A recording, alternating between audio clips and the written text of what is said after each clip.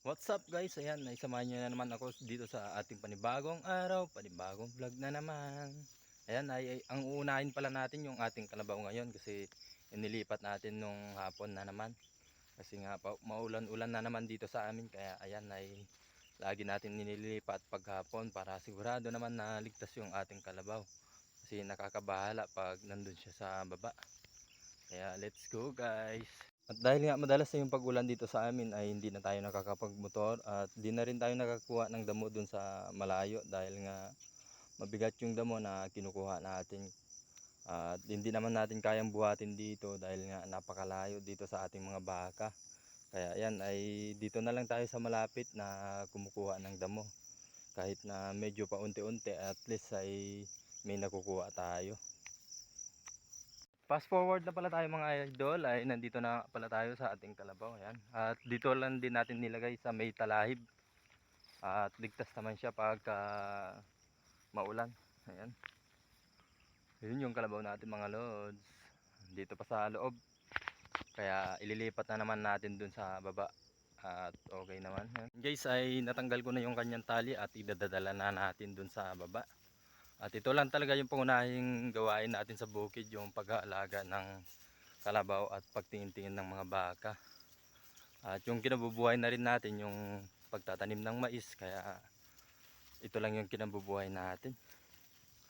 At exercise na rin to para sa atin yung pag-aalaga ng mga hayop, kasi pag umaga naman ay wala naman tayong gagawin kung nandun lang tayo sa bahay. Mas maganda na may tinitiknan tayong mga alaga natin at nagiging exercise na natin pagka umaga. At ayan na nga mga lods, ay naitali na natin yung ating kalabaw dito. Ayan ay kumakain na rin siya. At kukuha lang din tayo ng pagkain ng ating mga baka. Pero nga bago nga ang lahat ay mamimitas muna tayo ng okra. Ayan. Yung okra natin. Ayan. Ayan guys, dahil nga nandito na tayo ay pipitasin na natin yung ating mga okra.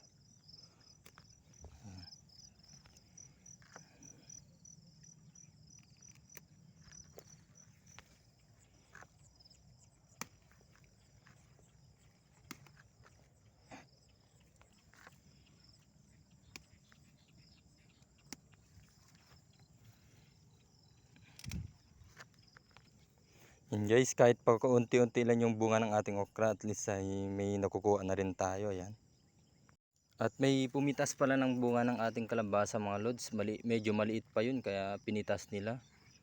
Kaya inunahan tayo dito sa ating kalabasa. At buti na lang ay tinago ko tong isang mga lods.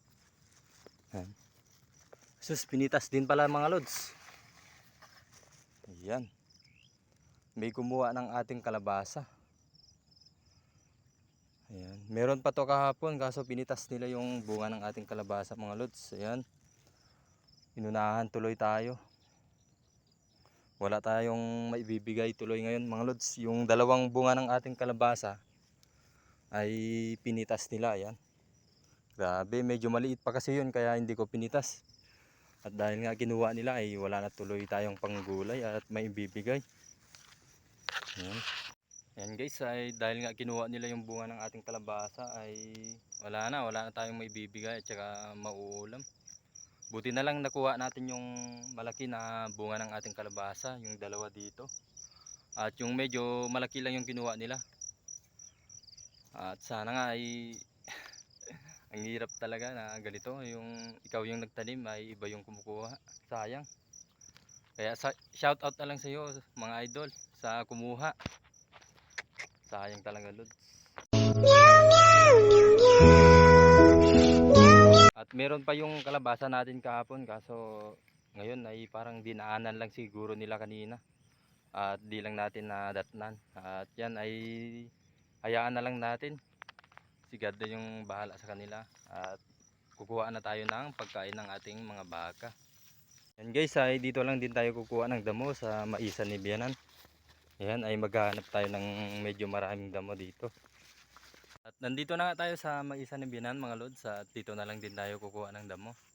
Kahit napakasad na kinuha yung kalabasa natin, grabe. At okay lang yun, huwag na natin isipin. Imbes na palakihin pa sana natin, inunahan na tayo kaya okay lang yun. Kukuha na lang tayo ng damo para matanggal na yung stress natin.